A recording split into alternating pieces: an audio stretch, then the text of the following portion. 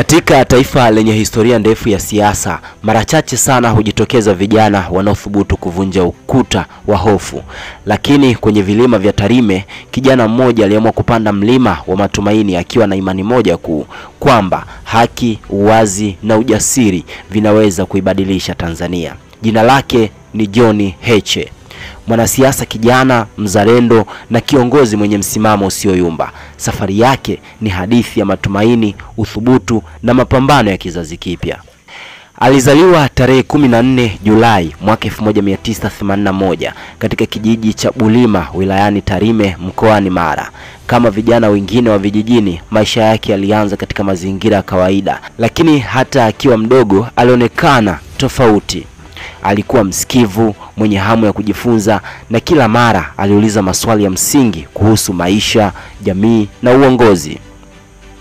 Alipomaliza elimu ya msingi, aliendelea na elimu ya sekondari katika shule ya Musoma Alliance Secondary School. Kisha akaenda Bunda Teachers College na baadaye akaingia chuo kikuu cha St. Agostino. Na hapo ndipo alipopata shahada ya ualimu, taaluma aliyochagua kwa sababu moja kuu, na mnukuu: "Niliamua kuwa mwalimu kwa sababu walimu ndio wanaowasha taa za maarifa." Lakini ndani yake kulikuwa na kitu zaidi ya taaluma. Kulikuwa na wito wa kujitolea, wito wa kuwatumikia watu wake kwa kiwango kikubwa zaidi.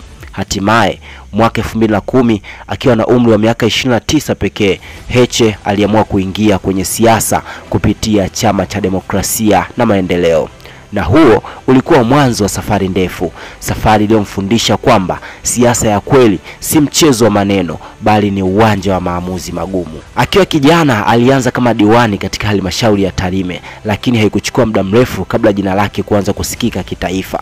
Uwezo wake wa kujenga hoja, kujieleza kwa uwazi na kutetea maslahi ya wananchi ulimfanya kuwa moja ya vijana wanaoaminiwa zaidi ndani ya upinzani. Na mwaka 2015 akiwa na umri wa miaka 34 alichaguliwa kuwa mbunge wa Tarime vijijini. Huu ulikuwa ushindi wa vijana, ulikuwa ushindi wa sauti ya mabadiliko. Katika bunge la Jamhuri ya Muungano wa Tanzania, Heche alisimama kama sauti ya wale wasio na sauti. Alizungumza kwa uthubutu, akisisitiza uwajibikaji, haki na maendeleo ya kweli.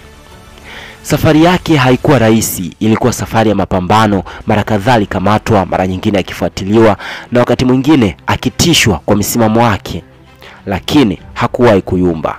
Na mwaka 2025 ambao ndio mwaka huu, katika tukio lililovuta hisia, Heche alisimulia namna alivyoshikiliwa na maafisa wa usalama jijini Dar es Salaam.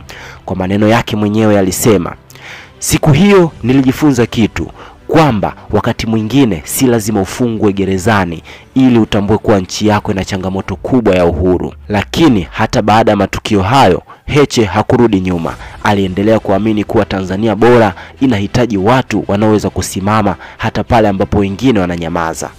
Kwa miaka mingi Heche amekuwa mstari wa mbele kupigania mabadiliko ya mfumo wa uchaguzi nchini Tanzania. Amesimama na vijana akiwaambia wazi kuwa mabadiliko hayawezi kuletwa na malaika kutoka mbinguni, bali ni sisi wenyewe tukiamua kuamka leo. Ni kauli ambayo leo imekuwa msemo wa kizazi kipya cha kisiasa. Na mwaka huu wa 2025, kutokana na uaminifu wake na misimamo yake isiyotetereka, alichaguliwa kuwa makamu mwenyekiti wa Chadema Bara. Kazi hiyo inampa nafasi ya kuwa msemaji wa vijana na mfano wa uongozi wa maadili. Katika moja ya hotuba zake alisema, "Kama siasa haina maadili, basi taifa halina dira." John Heche ameendelea kuwa mfano wa wanasiasa vijana wenye maono ya mbali. Anaamini kuwa kizazi kipya cha Tanzania hakipaswi kuogopa kuuliza, kushiriki na kupigania haki. Kwake siasa ni huduma na sio biashara kama wengine wanavyoichukulia. Safari yake bado inaendelea, lakini historia yake tayari imeandikwa. Ukurasa muhimu katika siasa za Tanzania ni simulizi ya kijana aliyethubutu, aliyesimama na ambaye leo anabaki kuwa alama ya mabadiliko ya kweli. Kwa kila kijana anayetazama mustakabali wa taifa hili, John Heche anabaki kuwa somo la ujasiri, maadili na matumaini. "Tusisubiri kesho kuijenga Tanzania bora," alisema Heche. "Tuanze leo kwa vitendo, kwa ujasiri na kwa upendo." Huyu ndio John Heche, mwanasiasa kijana na mtata zaidi katika anga la upinzani. Hii ni Bongo Post, naomba usisahau kusubscribe.